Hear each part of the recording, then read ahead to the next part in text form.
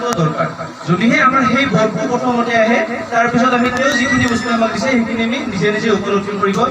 চেষ্টা কৰিব পাৰিব গতিকে ঠাকুৰ হৈছে এই যুগৰ পুৰুষোত্তম ঠাকুৰৰ যে এই পবিত্ৰ ভাদ্ৰ মাহতে শ্ৰী ঠাকুৰ অনুকূল চন্দ্ৰৰ এই ধৰাধামত জন্মগ্ৰহণ কৰিছিল তেখেতৰ মাতৃৰ নাম আছিল মাতা মনমোহিনী দেৱী আৰু পিতা আছিল শিৱচন্দ্ৰ চক্ৰৱৰ্তী আৰু 1888 চনৰ 30 ভাদ্ৰ 14 ছেপ্টেম্বৰ শুক্ল কালনৱমী তিথিত তেখেতৰ এই ধৰাধামত আৱিৰ্ভাৱ হৈছিল আৰু তেখেতৰ যে আৱিৰ্ভাৱ হৈছিল এই আৱিৰ্ভাৱৰো কিন্তু বহুত কাহিনী আছে মই একদম চমুকে কৈছো যে যেতিয়া ঠাকুৰে মাকৰ গৰ্ভধাৰণত আছিল তাৰ আগতে কিন্তু এজন সন্যাসী আহি পেলাই তেওঁৰ মাকক কৈ গৈছিল যে বোলে এই ঘৰৰ ডাঙৰ ল'ৰা লোহা কিন্তু মৰিব আৰু তেওঁ মৰাৰ পিছত এইখন ঘৰত এই যুগৰ অৱতাৰ পুৰুষৰ জন্মগ্ৰহণ কৰিব তেতিয়া ঘৰত সকলোৰে হাহাকাৰ লাগি গৈছিল যে ঘৰত ডাঙৰ ল'ৰা তেওঁ যদি ঢুকাই কি হ'ব তো যি হওক সেই সন্যাসীজনৰ মুখৰ কথা সত্য কৰি পেলাই এই লোহা নামৰ ডাঙৰ ভাইকজন কিন্তু ঘৰৰ ঢুকাই থাকে আৰু মাতা মনমোহিনীৰ গৰ্ভত ঠাকুৰ গৰ্ভস্থ হ'ল আৰু 11 দিনত এই 1888 চনৰ 30 ভাদ্ৰ 14 ছেপ্টেম্বৰত ঠাকুৰৰ জন্মগ্ৰহণ কৰিছিল সেই সন্যাসীজনৰ বাণীটো সত্য কৰি পেলাই এতিয়া আমি কওঁ যে ঠাকুৰ এই যুগত পুৰুষোত্তম পুৰুষ যে এই যুগত ঠাকুৰে কলি যুগত অৱতাৰ গ্ৰহণ কৰিছে এই কথাটো আমি সকলোৱে কিন্তু বিশ্বাস নকৰোঁ আমি সতংকীবিলাকে বিশ্বাস কৰোঁ কিন্তু বাকী মানুহবিলাকে এই কথাটো বিশ্বাস কৰিবলৈ অলপ টান পায় কিহৰ কাৰণে টান পায় যে ঠাকুৰ যে যুগ পুৰুষোত্তম পুৰুষ মানিম কেনে তো শ্ৰীমন্ত শংকৰদেৱে যেতিয়া দেহত্যাগ কৰিছিল তেতিয়া তেওঁ এটা কথা কৈ গৈছিল যে কলিৰ যে বৰিহতক 300 প্ৰমাণ এহি বুলি গেলে তাৰা এৰি নিজ স্থান যে কলি যুগৰ 300 বছৰ প্ৰমাণ তো কেনেকৈ কলি যুগৰ 300 বছৰ প্ৰমাণ তো শ্ৰীমন্ত শংকৰদেৱে 1449 খ্ৰীষ্টাব্দত জন্মগ্ৰহণ কৰি পেলাই 1569 খ্ৰীষ্টাব্দত তেওঁ দেহত্যাগ কৰিছিল আৰু তেওঁ দেহত্যাগ কৰাৰ 300 বছৰ পিছত ঠাকুৰৰ এই ধৰাধামত জন্মগ্ৰহণ কৰিছিল সেইকাৰণে তেওঁ কৈ গৈছিল যে বোলে কলিৰ যে বৰিহতক 300 প্ৰমাণ এহি বুলি গলে তাৰা এৰি নিজ স্থান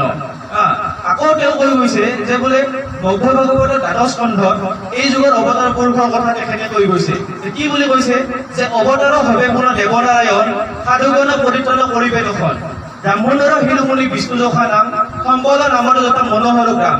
অৱনীতে হবে যখন কল্কি অৱতাৰ তখনে জগতে হইবে সত্যৰ সংসাৰ এই কথাখিনি কি কৈ গৈছে যে অৱতাৰ হবে পুনৰ দেৱনাৰায়ণ মানে আকৌ দেৱনাৰায়ণৰ আৱিৰ্ভাৱ হ'ব অৱতাৰ হবে পুনৰ দেৱনাৰায়ণ সাধুগণ পৰিত্ৰাণ কৰিবে দখন এই সাধু সন্যাসীবিলাকৰ সকলোকে পৰিত্ৰাণ কৰিব ব্ৰাহ্মণৰ শিৰোমণি বিষ্ণু যখা নাম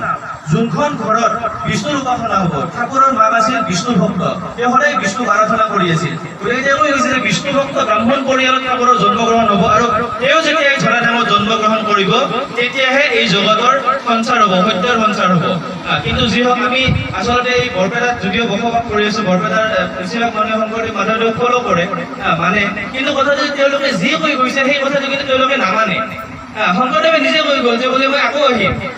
শ্ৰীকৃষ্ণই কৈ গ'ল যে মই আকৌ আহিম কিন্তু আমি বৰপেটাত আছো ভাবি আছো কীৰ্তন ঘৰত গৈছো তাত শংকৰদেৱৰ ওচৰত ধূপ চাকি জ্বলাইছো তেওঁ আমাক চাই আছে নহয় যিজন পুৰুষ যুগে যুগে আহে যাৰ কথা তেওঁলোকে কৈ যায় তেওঁক যদি ধৰা নাযায় তেতিয়াহ'লে আমি একোৱেই ধৰা নাই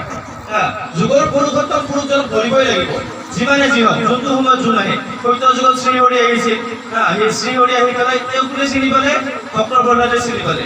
ত্ৰেতা যুগত আহিল ৰামচন্দ্ৰক কোনে চিনি পালে হনুমানে চিনি পালে আকৌ দ্বাপৰ যুগত আহিল শ্ৰীকৃষ্ণই আহি পেলাই শ্ৰীকৃষ্ণক কোনে চিনি পালে অৰ্জুনে চিনি পালে তো যি হওক এই যুগত সত্য যুগত আমাৰ শ্ৰী ঠাকুৰ অনুকূল চন্দ্ৰ এই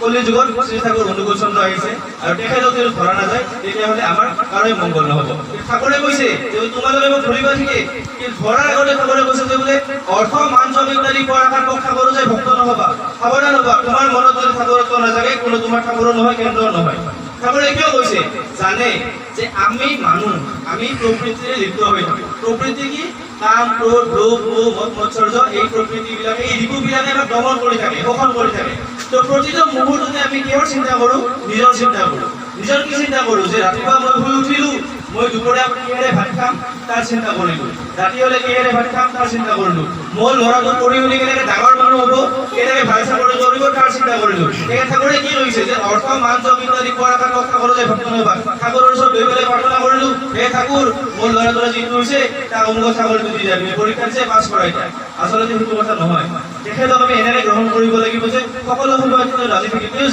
যি কৰিব যে তোমাৰ ইচ্ছাই মংগল তুমি যি কৰিবা সেয়ে মই কৰিম তুমি যি ক'বা মই সেইটোৱে শুনিম। তো সেনেকৈ প্ৰাৰ্থনা কৰিব লাগিব। সেইকাৰণে ঠাকুৰে জানে যে বোলে মানুহৰ আমাৰ যিবিলাক ঋতু সেই ঋতুবিলাকে দমন কৰি থাকে। সেইকাৰণে আমি কি ঠাকুৰে কৈছে নহয় যে প্ৰথমতে আমি আমাৰ দুৰ্বলতাৰ বিৰুদ্ধে যুঁজিব লাগিব, সাহসী হ'ব লাগিব, বীৰ হ'ব লাগিব। কিহৰ কাৰণে কৈছে যে আমি ইমানে